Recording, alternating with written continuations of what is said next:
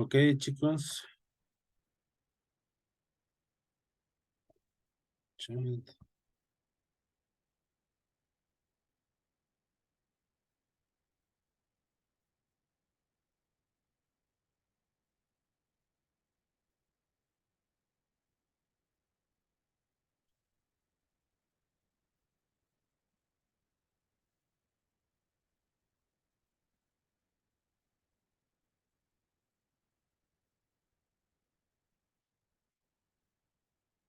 Ok, chicos, perdón. Muy buena tarde tengan todos. Vamos a iniciar con nuestra primera sesión de espacios abiertos de nuestra semana número 4. Nuestra semana número 4, nuestra semana número 3. En esta semana, nuestra unidad es los sistemas vivos. Vamos nosotros a revisar principalmente lo que integra o lo que tiene que llevar nuestra actividad integradora número 5 y 6.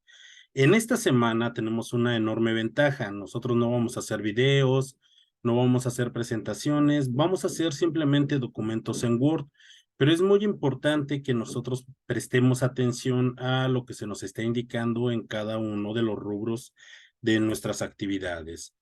Respecto, si tienen alguna duda, no solamente de los temas de nuestra actividad integradora número 5 y número 6, si tienen alguna duda de los temas de esta semana, no duden en tomar directamente el audio de esta sesión y realizar su pregunta. Ahora bien, estoy generando un video de esta sesión, el cual se subirá a la plataforma de YouTube. Aquí ustedes pueden escribir sus dudas en la sección de comentarios. También si tienen algún inconveniente técnico en esta sesión, pueden escribir sus dudas por medio de nuestro chat de esta plataforma. Lo más importante, recuerden, es que sigamos las normas de comunicación virtual. ¿Qué es lo que esperamos en esta semana? Aprenderemos la relación que existe entre la materia y la energía. Aprenderemos acerca de los seres vivos, las características que tienen los seres vivos que la materia inerte no posee. ¿Cuáles son los procesos importantes, esos procesos vitales que tienen todos los seres vivos? Y vamos a aprender acerca de la nutrición. No todos los seres vivos tienen la misma forma de cómo ingresar nutrientes para su crecimiento y para su desarrollo. Vamos a reflexionar de cómo es que todos los sistemas de un organismo están acoplados para formar un ser vivo y cómo es que todos los seres vivos están organizados y se relacionan en sistemas biológicos complejos. Aquí vamos a ver un poco acerca de la red trófica. Recuerden el propósito formativo de nuestro universo natural, que es nuestro módulo número 14, reconocer las características del pensamiento científico. Recuerden, nosotros ya conocimos el método científico.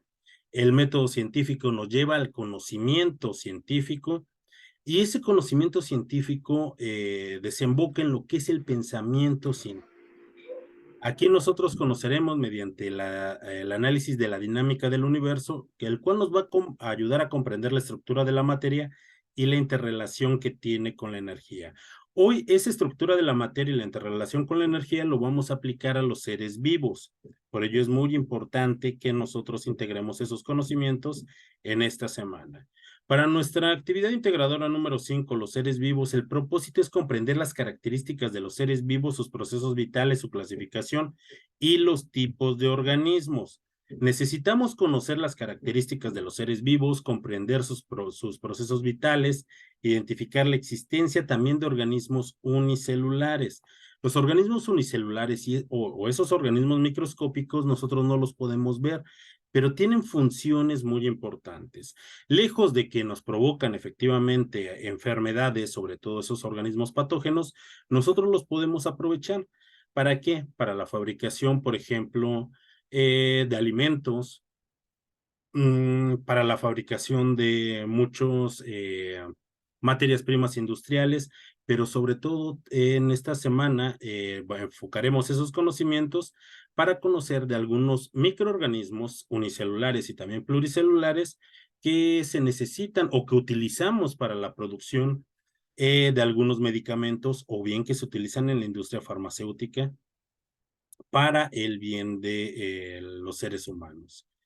¿Qué vamos a entregar? En esta semana únicamente vamos a entregar documentos en Word, donde nosotros vamos a integrar los siguientes puntos. Para nuestra actividad integradora número 5, nosotros vamos a integrar una portada que contenga nuestros datos de identificación y el título de nuestro documento. Vamos a crear una tabla. En esa tabla nosotros vamos a describir con nuestras propias palabras de forma breve y precisa las 8 características de los seres vivos. Además de eso, nosotros vamos a realizar una búsqueda en internet donde nosotros vamos a buscar una imagen que sea acorde a esa característica que nosotros estamos describiendo. En las instrucciones de su actividad viene una imagen. No es necesario que ustedes utilicen forzosamente esa imagen. Ustedes pueden utilizar alguna imagen que más les guste para describir las características que ustedes van a describir. También ustedes van a describir en un párrafo de 8 o 10 renglones acerca de los procesos vitales y su relación. Van a elaborar un cuadro en el cual van a enlistar características de los organismos unicelulares y 5 características de los organismos pluricelulares. Es importante, aquí en este punto son características de organismos unicelulares y pluricelulares, no ejemplos. Aquí hay que prestar atención. También nosotros vamos a mencionar un organismo unicelular y un organismo pluricelular que se utiliza en la industria farmacéutica. Y vamos a agregar 2 ejemplos que es donde se utilice ese organismo en que tenga un uso directo en la medicina. Y finalmente nosotros, para terminar nuestra actividad, vamos a realizar una conclusión de media cuartilla, donde con nuestras propias palabras vamos a explicar acerca del conocimiento científico para el estudio de los seres vivos y sobre lo que nosotros estamos realizando en esta actividad. Cuando terminemos ese documento en Word, nosotros lo vamos a guardar con la siguiente nomenclatura. Nuestros apellidos, nuestro nombre y la clave de esta actividad, que es M14, S3, A y 5. Y bueno, ¿cuáles son esas características que tienen los seres vivos y que la materia inerte no posee? ¿O cómo podemos diferenciar a un organismo no vivo de un organismo vivo?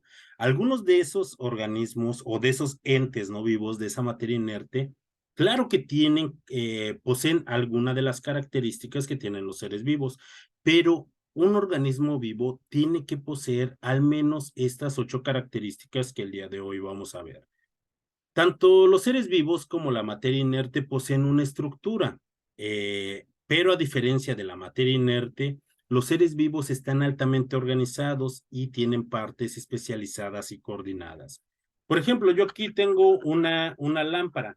Esta lámpara está hecha de materiales poliméricos, tiene una lámpara LED, tiene partes que son especializadas, sí. Vean, tiene un dispositivo para recargarla, tiene un dispositivo para encender la lámpara. Es una característica que tanto la materia inerte como los seres vivos poseen, claro que sí. La materia inerte también posee una estructura, pero la estructura de los seres vivos está muy especializada, debido a que posee un alto grado de organización. Todos los seres vivos están conformados por una o más células. De acuerdo a la biología, la célula es la unidad fundamental de la vida y a partir de de una célula funcional e independiente, nosotros ya tenemos un ser vivo y existen muchos seres vivos unicelulares. Existen hongos, existen bacterias, existen protozoarios. Eh, es importante, estos individuos también o estos seres vivos individuales poseen una alta organización. También tenemos seres pluricelulares como un elefante, el propio ser humano, los árboles, los arbustos, el pasto, y su nivel de organización es todavía mucho más eficiente y mucho más elevada. Los seres vivos y la materia inerte poseen estructura y poseen una organización, solo que la materia inerte, tanto esa estructura como organización, es muy simple a diferencia de los seres vivos. Los seres vivos van a presentar un metabolismo. La materia inerte no presenta un metabolismo. ¿Para qué sirven esas o qué es el metabolismo? El metabolismo son un conjunto de reacciones químicas que en los seres vivos le llamamos reacciones biológicas que aprovechan los seres vivos para dos cuestiones principales. Una es para obtener energía y para su crecimiento y desarrollo, y también para ese mantenimiento celular. De aquí que el metabolismo nosotros lo dividimos en anabolismo y catabolismo. El catabolismo, aquí los seres vivos utilizan la materia para convertirla en energía. ¿Para qué utilizamos la energía? Por ejemplo, ¿yo para qué utilizo la energía? La utilizo para correr, la utilizo para ir a trabajar, para estudiar, para hacer mis quehaceres en la casa. Incluso cuando yo descanso, estoy gastando energía. No tanto como cuando hago ejercicio, pero aún así necesito energía. ¿Y para qué esa otra parte del metabolismo? ¿Para qué el anabolismo? eh, para mi crecimiento y desarrollo. Yo ya soy una persona adulta, ¿realmente sigo creciendo? No, tal vez hacia los lados, porque mi nutrición es bastante deficiente y lo vamos a analizar más adelante. Pero yo sigo teniendo un mantenimiento celular. Mi piel sigue descamando, mis uñas siguen creciendo. Si me corto, cicatrizo, mi cabello sigue creciendo. Así es que ese mantenimiento celular sigue creciendo. Claro que, por ejemplo, en un niño o un recién nacido, ese anabolismo es más intenso porque le va a permitir desarrollarse. En una planta, si yo germino una semilla, esta parte de la energía va a tomar todos esos nutrientes para poder crecer, convertirse en una planta, de aquí en un arbusto y posiblemente, o dependiendo del tipo de semilla, se pueda convertir en un árbol. Es por ello que se necesita este metabolismo. Ahora, ¿de dónde obtenemos esos nutrientes? Los vamos a ver un poco más adelante para conocer acerca de la nutrición. Esta característica, el metabolismo, la materia inerte no la posee. Esta es una característica exclusiva de los seres vivos. Los seres vivos también presentan lo que es una homeostasis. La homeostasis es la capacidad de regular nuestro ambiente interno para que esas reacciones biológicas se lleven de forma adecuada. Por ejemplo, les comentaba, o bien, ahorita que estamos en verano en nuestro país, está haciendo un calor tremendo en muchas zonas y cuando hace mucho calor, por ejemplo, ¿qué utilizamos? Utilizamos ropa más holgada, utilizamos ropa de algodón, procuramos no exponernos mucho a la luz del sol, no es importante mantenerse hidratado. ¿Para qué? Para mantener esas condiciones de mi organismo a unas condiciones en las cuales esas reacciones biológicas se lleven de forma adecuada. La temperatura de un ser humano está entre los 36,5 y los 37 grados aproximadamente. ¿Qué es lo que pasa, por ejemplo, Yadira, si mi temperatura corporal sube a los 38, a los 39 o a los 40?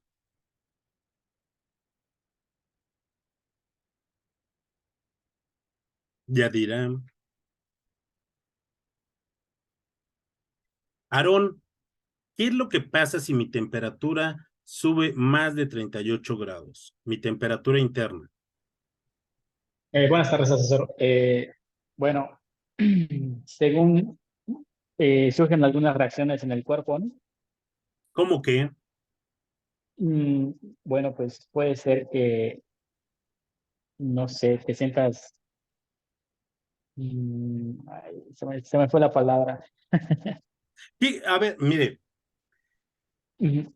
a los 38 o 39 grados, ¿nosotros cómo le llamamos a esas condiciones corporales?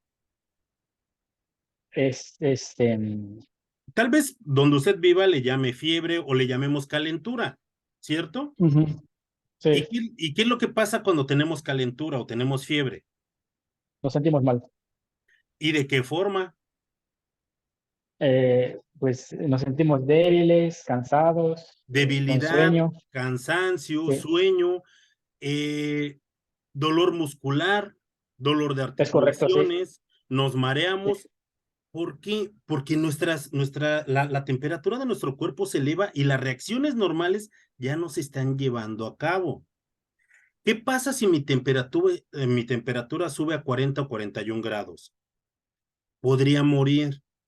Tan solo unos 3 o 4 grados más de mi temperatura corporal que se eleven pondrían en grave riesgo mi vida. ¿Por qué? Porque esas reacciones ya no se están llevando a cabo. Esa homeostasis se está alterando. ¿Por qué? Puede ser principal por una infección, ya sea de bacterias, una infección vírica, alguna herida, algún mal funcionamiento de alguno de mis órganos, se presenta con esa alteración de mi homeostasis. ¿Qué es lo que pasa si ahorita yo salgo a hacer ejercicio a pleno sol, no me hidrato? Puede que me dé un golpe de calor. ¿Por qué? Porque mi cuerpo no puede regular su temperatura. ¿Cómo la regula? Por medio de la sudoración, para que mi cuerpo se mantenga a esos 37 grados. A diferencia, ¿qué es lo que pasa cuando estamos en invierno y hace mucho frío? Se nos recomienda ponernos ropa abrigada. ¿Por qué? Porque la temperatura ambiente hace que nosotros perdamos ese calor corporal. Y si mi temperatura desciende por debajo de los 36 grados, a 35 o a 34 presento estados de hipotermia y eso también pone en grave riesgo mi vida. ¿Por qué? Porque esas reacciones de ese metabolismo no se llevan a cabo. Para todos los seres vivos ocurre esta misma homeostasis y esta misma rango de temperatura. No, realmente no. Por ejemplo, los reptiles se adaptan a diferentes temperaturas. Este rango de temperaturas va a depender mucho del medio ambiente. Pero en el ser humano, entre 36 y 37 grados es una temperatura normal. Y si se eleva, nosotros ya conocemos esa debilidad, ese dolor muscular, ese dolor de articulaciones, el que nosotros nos sientamos enfermos. ¿Por qué? Porque ya nuestras reacciones ya no se están llevando a cabo. Esta característica tampoco la presenta la materia inerte. Esa materia inerte no presenta una homeostasis. Eh, los seres vivos también presentan un crecimiento, experimentan un crecimiento regulado, ya que nuestras células empiezan a aumentar de tamaño y empieza un proceso de división celular. Con los organismos unicelulares también ocurre esto en los procesos de reproducción, porque la célula crece, se divide y a partir de una célula surgen dos células nuevas. Ese es un tipo un tipo de reproducción asexual, mientras que en los animales predomina principalmente lo que es una reproducción sexual, pero eso lo explicaremos en un momento. Los seres vivos presentan un crecimiento regulado. Les platicaba hace un momento, cuando somos bebés necesitamos esa energía a partir de esos nutrientes para crecer y desarrollarnos y convertirnos en seres adultos, así como los pequeños osesnos necesitan alimentarse para convertirse en osos. Las plantas también necesitan esos nutrientes inorgánicos para convertirse en un arbusto o para convertirse en un árbol. Los seres vivos presentan un crecimiento regulado a diferencia de la materia inerte. Existen algunos entes que no están vivos, materia inerte, que tenga más características, por ejemplo, que una roca, que la lámpara que les acabo de mostrar. Claro que sí. Hay seres vivos que pueden reproducirse, pero no presentan ni un metabolismo ni una homeostasis. Por ejemplo, los virus. Los virus nosotros sabemos que se reproducen, pero los virus no son seres vivos, debido a que carecen de muchas características de los seres vivos. A pesar de eso, tienen una propiedad que pueden reproducirse, pero necesitan infectar un organismo vivo para poderlo hacer. La reproducción en los seres vivos puede ser de forma sexual o puede ser de forma asexual. Una reproducción sexual involucra dos organismos parentales, es decir, un organismo padre, un organismo madre, con la fusión de células haploides que den origen a un nuevo ser vivo. Y también existe una reproducción asexual. Con el caso de las bacterias, a partir de una sola célula, esta crece y puede dividirse en dos células hijas. Y de esta forma es como tienen esta característica de reproducción, que es representativa de los organismos unicelulares. Los seres vivos también presentan una irritabilidad o respuesta. Ustedes pueden ver en pantalla, tal vez tengan en sus hogares alguna de estas plantas que cuando la tocan se empiezan a plegar. O han visto, por ejemplo, los girasoles. En la mañana apuntan hacia donde sale el sol y en la noche giran. Bueno, al atardecer van siguiendo al sol. Esa es una característica de una respuesta. ¿Por qué? Porque están siguiendo al sol. En este caso, en el de la plantita, se pliega. ¿Por qué? En el caso de que llegue un insecto o una oruga, se pliegan para que no tenga donde sujetarse esa plaga y no pueda devorar las hojitas. Esa irritabilidad o respuesta la presentan los seres vivos. ¿Qué es lo que pasa, por ejemplo, cuando nosotros llegamos a nuestra casa o a nuestro trabajo y un familiar o un amigo se esconde detrás de la puerta y nosotros entramos y brinca de repente? Pues puede que nosotros salgamos corriendo, que gritemos, que nos asustemos o nos desmayemos. Esa es una parte de irritabilidad o respuesta que nosotros también presentamos. O imagínense, tal vez les pase como su asesor virtual, que en la mañana se hace unos huevitos con jamón en la mañana, pone el comal, calienta sus tortillas, como siempre anda a las prisas, se le olvida que el comal está caliente o el sartén está caliente y lo toma directamente con la mano. ¿Qué es lo que pasa cuando siento ese calor? Grito o lo suelto inmediatamente para no seguirme haciendo daño con lo caliente que está el comal. Esa es parte de esa irritabilidad o respuesta. ¿Qué es lo que pasa cuando nosotros vamos caminando en la calle y de repente detrás de una reja sale un perro y nos empieza a ladrar y nos sorprende? Incluso hasta brincamos. Es parte de esa respuesta que tienen los seres vivos y todos los seres vivos responden a estímulos del medio. Así como el girasol va siguiendo al sol por ese estímulo que está recibiendo del sol, pues yo también brinco cuando me asustan. Y finalmente, una característica que tienen los seres vivos y la materia inerte no es esa parte de esa adaptación. Los organismos vivos se agrupan en poblaciones y cuando estas poblaciones existe competencia en el medio ambiente donde se desarrollan, pueden evolucionar. La evolución es otra característica de los seres vivos, pero necesitan integrarse dentro de las poblaciones y que exista competencia para que exista este salto evolutivo. ¿Qué pasa con los virus? ¿Los virus evolucionan? No, pero mutan. Tienen una capacidad de adaptarse, pero no obstante, los virus no son seres vivos. ¿Por qué? Porque no tienen un metabolismo, no tienen una homeostasis, no tienen un crecimiento, pero tienen una estructura, claro que sí.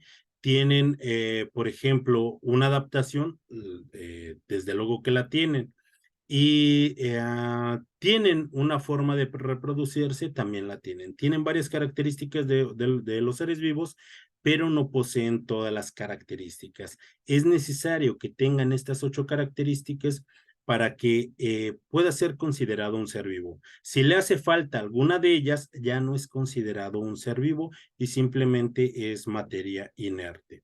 ¿Cuáles son esos procesos vitales que tienen todos los seres vivos? Tienen una nutrición, tienen un transporte de sustancias, tienen una respiración, un metabolismo y una forma de cómo reproducirse. ¿De dónde obtenemos esa energía y por qué crecemos? Por los nutrientes que necesitamos y que asimilamos. ¿Para todos los seres vivos ese proceso de nutrición es el mismo? No. Se han adaptado y han evolucionado para tener diferentes tipos de nutrición. Los humanos y los animales tenemos un tipo de nutrición heterótrofa, ya que nosotros necesitamos consumir a otros seres vivos o a esas sustancias ya preformadas en otros seres vivos para completar nuestros procesos de nutrición. Y hay una nutrición autótrofa, por ejemplo, el de las plantas, que a partir de la energía que les otorga el sol o la luz y fijando dióxido de carbono de la atmósfera, pueden sintetizar todo lo que necesiten para su crecimiento y desarrollo. Nosotros, ¿cómo le llamamos a esos nutrientes? Le llamamos alimentos y están compuestos de otros seres vivos que nos proporcionan carne, seres vivos vegetales, y también necesitamos de diferentes sales, sales inorgánicas que nos proporcionan iones como el calcio, el magnesio, el potasio o el calcio. Eso también lo veremos un poquito más adelante. En esos procesos vitales también los seres vivos necesitan de una respiración y ese es un proceso químico de oxidación. Nosotros respiramos ese oxígeno que está contenido en el aire que respiramos, pero no todos los seres vivos respiran oxígeno. De hecho, hay algunos seres vivos que el oxígeno es tóxico para ellos. De hecho, que existen bacterias que son anaerobias y que han aprendido a completar su parte del metabolismo utilizando otras sustancias como el azufre, como el metano, como el dióxido de carbono para completar esos procesos de respiración. Todos los seres vivos tienen un metabolismo y ese metabolismo, recuerden, nos ayuda a crecer y a desarrollarnos y también a obtener energía. Y la energía la utilizamos para todo. Incluso cuando descansamos, nosotros estamos gastando energía. Y una de las finalidades de los seres vivos es la preservación de la especie. Por ello es que tienen una reproducción y esa reproducción puede ser asexual, donde a partir de un solo organismo podemos tener dos organismos hijos y, por ejemplo, las plantas tienen una reproducción sexual, ya que tienen en las flores, tienen estos gametos sexuales, tanto masculino como femenino, pasan por un proceso de polinización donde producen un fruto. Pero las plantas también se pueden reproducir de forma sexual. ¿Quién de ustedes en casa no ha reproducido, por ejemplo, una planta en forma de esqueje? Es decir, por ejemplo, cortamos una rama de un árbol que nos guste, la procuramos, la cuidamos y a partir de esa rama podemos nosotros tener un árbol nuevo. Y esa es una forma de reproducción asexual. Las plantas son muy versátiles a diferencia de los animales, aunque por ejemplo también existen algunos animales que se pueden reproducir de forma sexual. Por ejemplo, las estrellas de mar. Si nosotros cortamos exactamente a la mitad una estrella de mar, que es un animal, a partir de cada mitad podría surgir una estrella nueva. Pero con esto no les estoy diciendo que vayan a cercenar las estrellas de mar, pero también existen pocos animales que tienen ese tipo de reproducción, pero la gran mayoría, la forma de reproducción es una forma de reproducción sexual. Dentro de esas características de los seres vivos, todos los seres vivos están conformados de los siguientes elementos, principalmente lo que es carbono, hidrógeno, oxígeno, nitrógeno, azufre y fósforo. Eso es lo que conforma principalmente a los seres vivos. Cuando estos elementos reaccionan entre ellos, forman lo que son biomoléculas. Las principales biomoléculas son los ácidos nucleicos, las proteínas, los carbohidratos y las grasas. Estos conforman a los seres vivos y tienen funciones muy importantes. El nivel de organización dentro de los seres vivos es parte de esa estructura de los átomos que cuando reaccionan forman moléculas, las moléculas forman biomoléculas, las biomoléculas forman orgánulos celulares. Esos orgánulos celulares son característicos de la unidad fundamental de los seres vivos, que es una célula. Una célula puede ser considerada ya un organismo independiente y completamente funcional. De aquí es que nosotros encontramos organismos unicelulares que están conformados por una sola célula.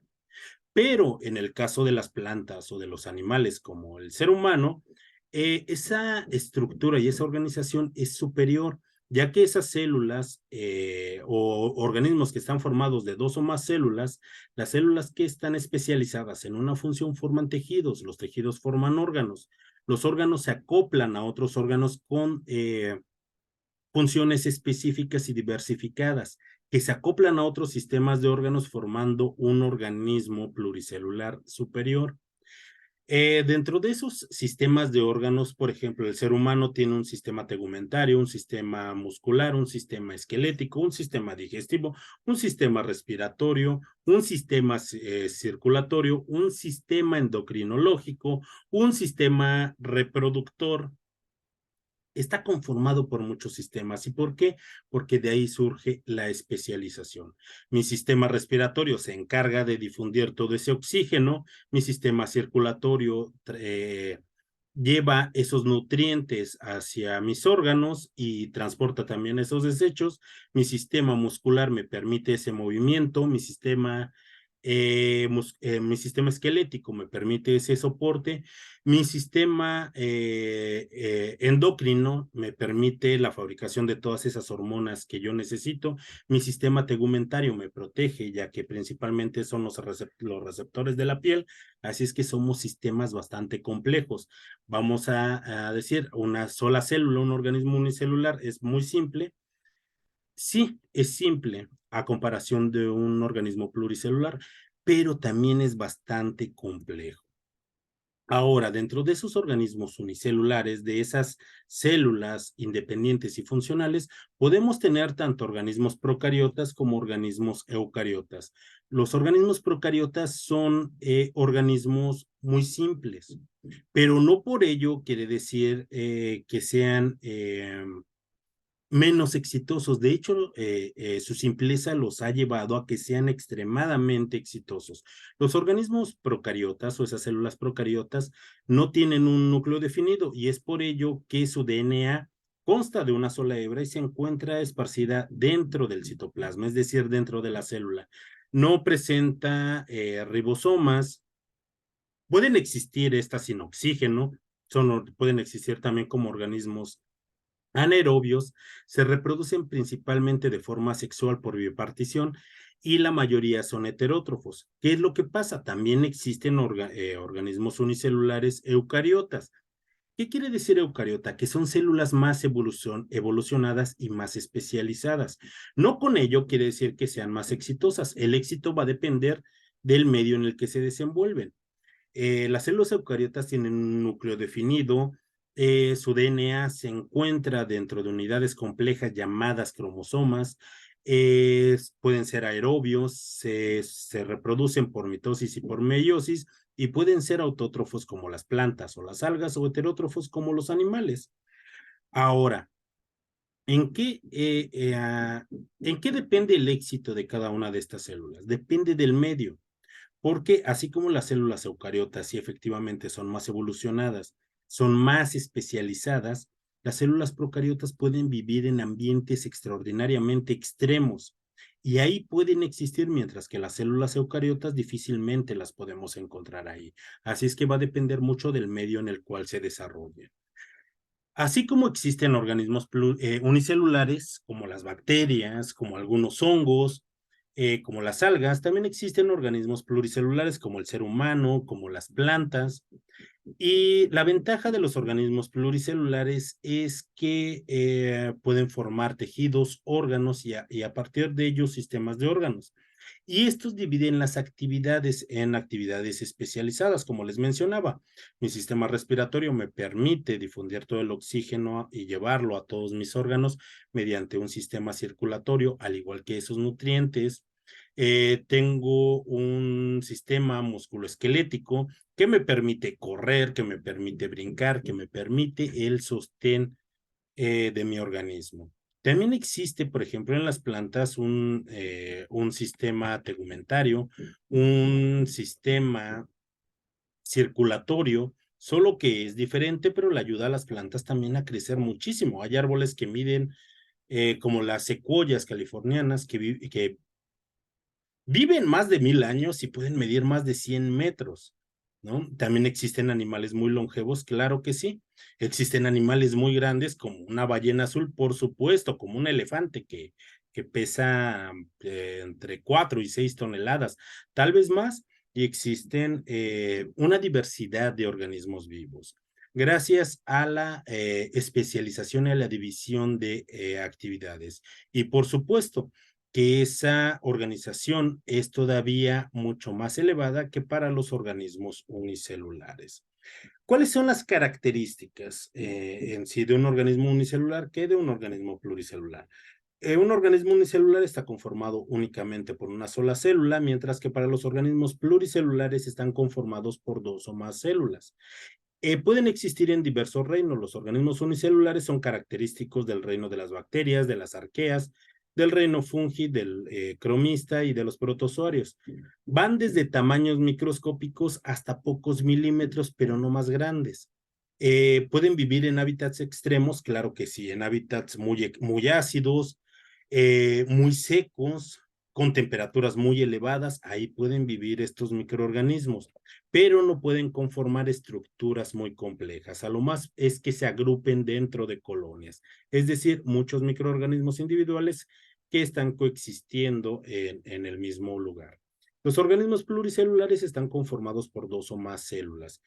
Características, todos los animales y todas las plantas que nosotros conocemos son pluricelulares. También existen hongos que son pluricelulares, aunque también hay hongos unicelulares. Pueden ser tanto microscópicos como macroscópicos. Generalmente están ausentes dentro de hábitats extremos, pero tal vez hayan escuchado ustedes a los osos de agua. Son unos animales microscópicos que de verdad pueden vivir en ambientes muy extremos gracias a esa simpleza, podríamos decirlo de esa forma, que lo ha llevado a un éxito de poderse reproducir en muchos ambientes muy extremos. Los seres vivos pluricelulares tienen una alta especialización celular porque pueden formar tejidos, órganos, y estos órganos se pueden acoplar en sistemas de órganos. Una parte muy importante de esta actividad, y de verdad, no confundamos lo que es a los microorganismos unicelulares con pluricelulares. En sus actividades veo que están confundiendo a muchos hongos Penicillium y Saccharomyces como organismos pluricelulares, y no, todos estos son organismos unicelulares.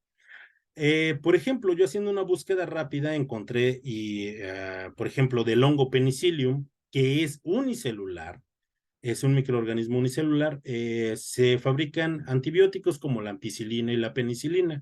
De hongos como Streptomyces se pueden producir algunos otros antibióticos como la tetraciclina, la eritrociclina o el cloranfenicol. Y busqué, les puse la imagen de un cangrejo herradura o un cangrejo de casco, que también se le conoce en algunos lugares. Solo existe en dos lugares, en la península de Yucatán y en las costas de Japón. ¿Cuál es la característica importante de este animal? Este animal tiene sangre azul. Esa sangre azul contiene componentes que son muy importantes para la fabricación de medicamentos especializados que pueden combatir el cáncer, y también le ayuda a los astronautas que regresan a la Tierra a recuperar sus funciones vitales normales, por ejemplo, la recalcificación de sus huesos. Por ello es muy importante este animal, ya que a partir de su sangre se pueden fabricar medicamentos especializados. Pero, por ejemplo, tal vez quienes vivan allá en Tabasco, en Campeche o en Yucatán, conozcan lo que es la ceiba. La ceiba, ese árbol, la corteza se utiliza en test para mitigar el dolor de cabeza, ya que contiene ácido acetilsalicílico. Y no solo eso, por ejemplo, también el maple, el árbol del maple en su corteza contiene ácido acetilsalicílico. A partir de la ceiba se pueden obtener agentes antiespasmódicos, eméticos y diuréticos. Por ejemplo, ¿a cuántos de ustedes que tal vez retengan líquidos, no les recomiendan en el doctor, en vez procure tomar agua de Jamaica? ¿Por qué? Porque es diurética. O tomen agua de piña, que también nos ayuda a tener un mejor metabolismo, a que la comida no nos caiga tan pesada. Y de esa forma también esas plantas se utilizan para una función médica muy importante. En algunos lugares, por ejemplo, tal vez acostumbren cocinar con epazote. El epazote en algunos lugares se hacen infusiones, se hacen test para eliminar muchos parásitos que tenemos nosotros en los intestinos. Claro que existen medicamentos, pero también se pueden utilizar este tipo de plantas. No con ello es que si no tenemos conocimiento de la herbolaria, nosotros lleguemos a utilizarla, sino hay que buscar a alguien que conozca cómo utilizar de forma correcta estas plantas. Pero a partir de un dato muy importante, actualmente el 30% de los medicamentos se extrae de las plantas. Eh, en unos 10 o 15 años, jóvenes, el 50% de los medicamentos se va a poder extraer de las plantas. ¿Por qué? Porque cada vez las estamos estudiando más. Obtenemos a partir de microorganismos. Adelante, María del Carmen, claro que sí. Yo busqué lo de los organismos unicelular y pluricelular y ahí en la información decía que el organismo pluricelular sí era de la penicillium, pero traía otro nombre y para la ampicilina y la penicilina, pero ahí me salía. O sea, en lo que yo busqué, y de hecho es de Redalic, y ahí decía que era un organismo pluricelular. Ok, no, les confirmo. Penicillium es un hongo, pero es un hongo unicelular. ¿Existen hongos pluricelulares? Por supuesto que sí, y los utilizamos como alimentos. Por ejemplo, lo que es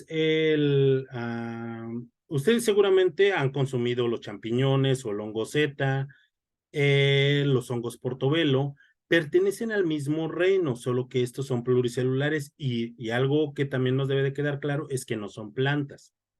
Pero Penicillium es un hongo microscópico, unicelular. Ese dato, vuélvanlo a confirmar, pero Penicillium es unicelular. Pasa lo mismo con Saccharomyces. Saccharomyces cerevisiae también es un hongo levaduriforme. Verifiquen bien las fuentes de información, pero este tipo de hongos es unicelular, no es pluricelular. Que, por ejemplo, Penicillium necesite infectar o tener un crecimiento generalmente en otro tipo de organismo, principalmente en cítricos, como, por ejemplo, en casa, algunas veces hemos visto que se ha enmohecido, por ejemplo, un limón o una naranja, y vemos que tiene un crecimiento blanco, circular. Generalmente ese es por hongopenicillium, eh, pero necesita infectar un organismo pluricelular para poder producir este tipo de antibióticos. Tal vez esa sea la referencia a la que Sí, ustedes sí, se encuentren. lleva otro nombrecito. Y Sí, de hecho ahí dice ajá. que es también para el tratamiento de las personas de cáncer. Son anticancerígenas. Ahí decía también en Redalic. Ok, miren, y qué bueno que me lo dice María del Carmen, para poder revisar este recurso en el que ustedes están revisando, pero no, es Sí, con porque categoría. no viene nada de pluricelular, no viene nada, hasta también viene que lo unicelular y pluricelular son las levaduras. Ahí dice levaduras para pan y para Sí, comer, todo eso.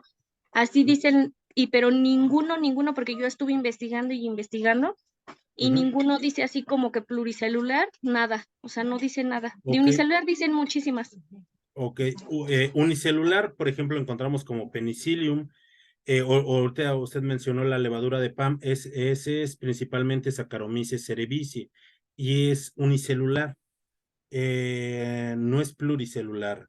Voy a checar bien esos recursos a los que ustedes están llegando, pero no tiene que existir esta confusión. Por ejemplo, esas Saccharomyces. Seguramente usted la ha utilizado y qué bueno que tomó la palabra. Esa levadura que viene en pellets o que usted compra en el súper para hacer pan, ese Saccharomyces. Usted va a decir, pero es que son pequeñas bolitas. Cada una de esas bolitas tiene cientos de miles de hongos que cuando tocan el agua se hidratan y en la masa empiezan a crecer y forman ese volumen en el pan. Pero son organismos unicelulares. De todas maneras, voy a checar esos recursos, pero categóricamente, Penicillium, Saccharomyces son unicelulares, son hongos unicelulares, porque veo mucho en pluricelulares, claro que hay, pero debemos a ver, a ver, quién me escribió aquí que no hay? Claro que los hay. ¿Dónde está mi chat? Aquí está. Yadira, ¿qué es lo que pasa, por ejemplo, cuando nos duele un poco el estómago y generalmente tal vez le recomienden un té? ¿Usted de qué se toma un té? Un té de hierbabuena. Ah, de hierbabuena. Claro que sí, nos ayuda Y otro que es de bueno, aquí mi comunidad es Ajá. el escafiate, es muy buenísimo. Ok, para el dolor de estómago. Ajá, Ok, pero... incluso para sacar gases del estómago. Ah, ok, qué bueno. ¿Y no conocen la manzanilla? Que también ayuda. Sí, también. ¿Y qué es lo que pasa cuando estamos muy ansiosos y no podemos dormir?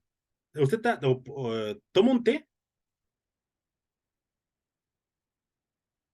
Sí, claro. ¿Cuál?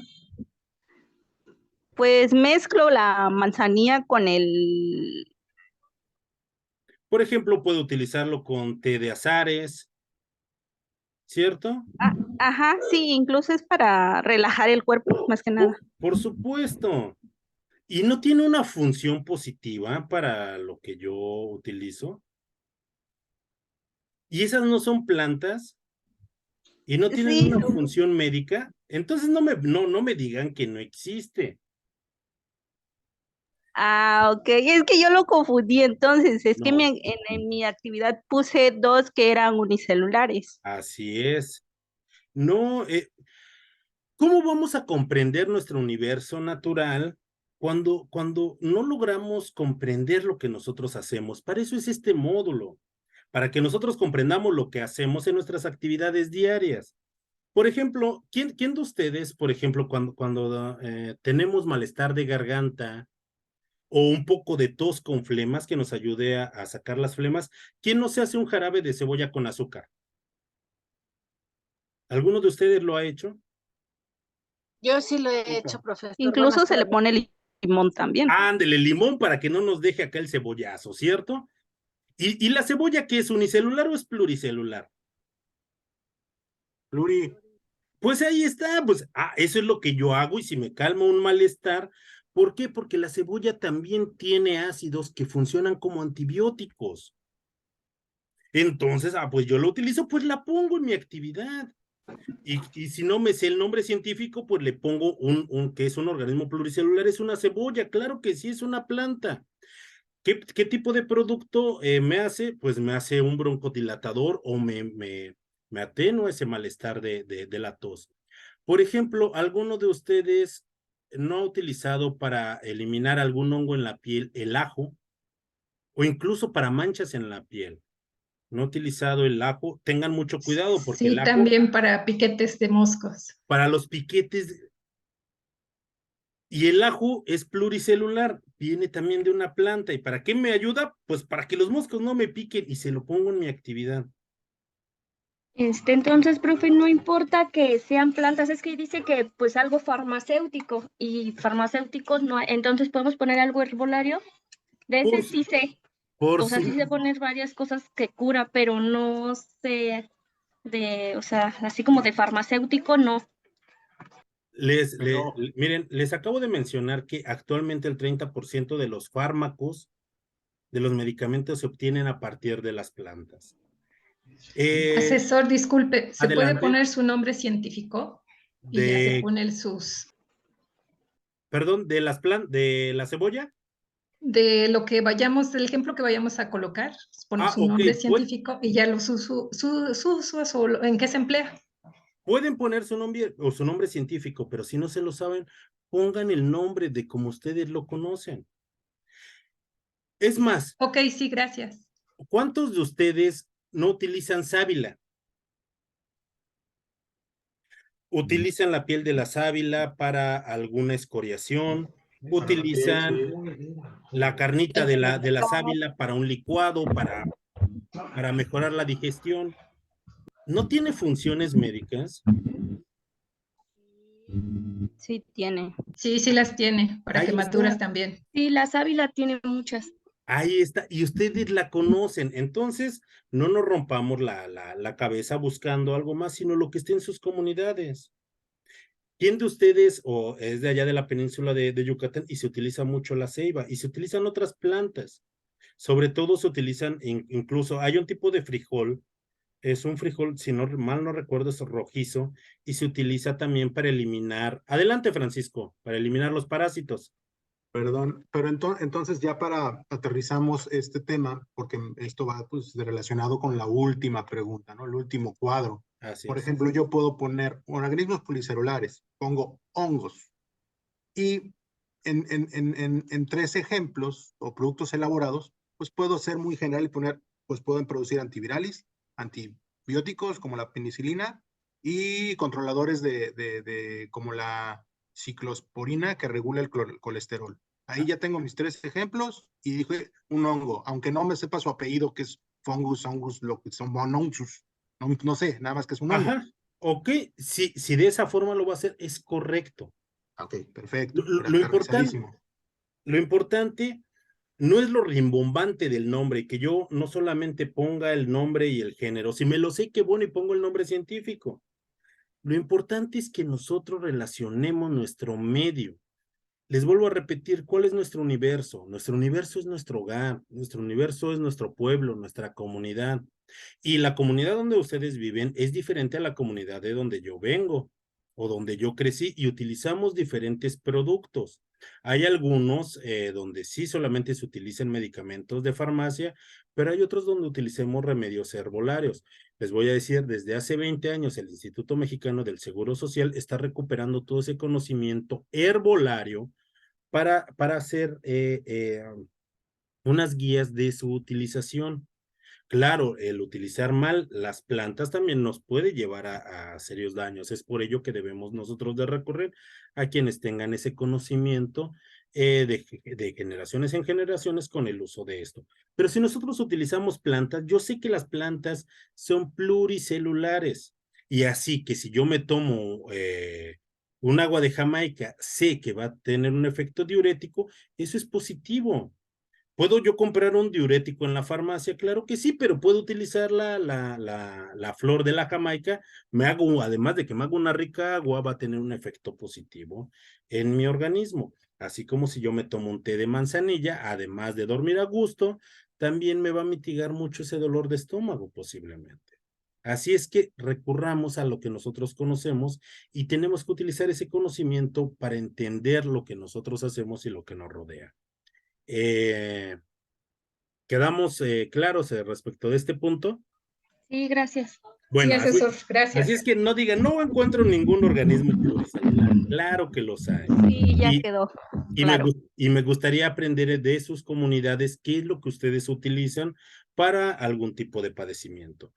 Y esto es lo que nos lleva, ¿cómo fue que nos lleva ese conocimiento científico?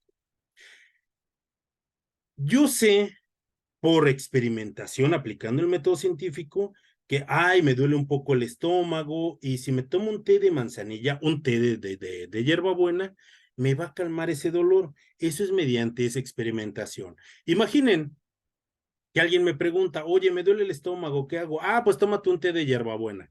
Se lo toma y a esa persona no le funciona, él no va a creer debido a la experimentación que él está teniendo.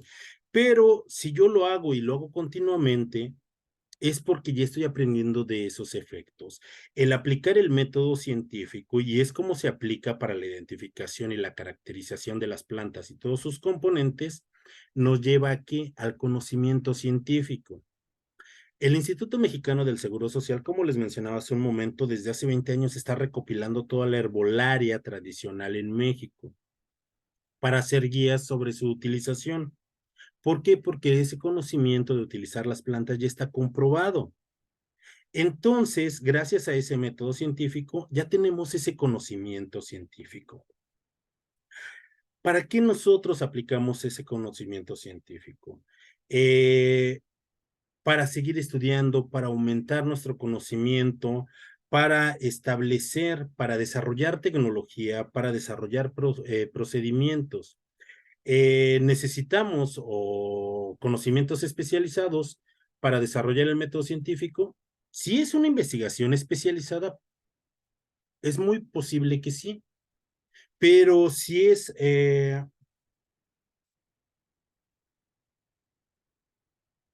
pero si es, por ejemplo, ¿me escuchan? Sí, asesor. Ah, Sí. ok. Pero, por Sí, ejemplo, se escucha. Fuerte y claro. por ejemplo, si nosotros aplicamos ese conocimiento para las cosas que nos rodean, nosotros podemos entender completamente nuestro medio. Y a partir de ese conocimiento científico, nosotros desarrollamos un pensamiento científico, que es lo principal que nosotros buscamos en esta actividad. Y jóvenes, profundizamos un poco sobre los temas de nuestra actividad número 5. Los invito al viernes para que veamos esa parte de nuestra actividad número 6. ¿Está bien? Sí, asesor. Una pregunta, disculpe. Adelante. Claro que sí. ¿Las imágenes quiere que tengan referencia o nada más le ponemos de dónde las sacamos, como en mi caso de Bing? Mire, es que si usted utiliza Bing, la lleva a un portal. Ponga la liga de ese portal donde usted la está descargando y con eso será suficiente. No hay mayor. Pero Muchas gracias. si ustedes se basan en otro tipo de información, sí colóquenla dentro de sus referencias. ¿Alguien más? Gracias, asesor. Bueno, que tengan una muy bonita tarde. Nos vemos el día viernes a la misma hora. ¿Sale? Saludos. Sí, César, gracias. Hasta luego, hasta esté luego. bien, Aaron, hasta Mariana, luego. Carmen, Mari, Yadira, Lucila, Francisco y Sonia. Hasta luego. Hasta luego. Adiós.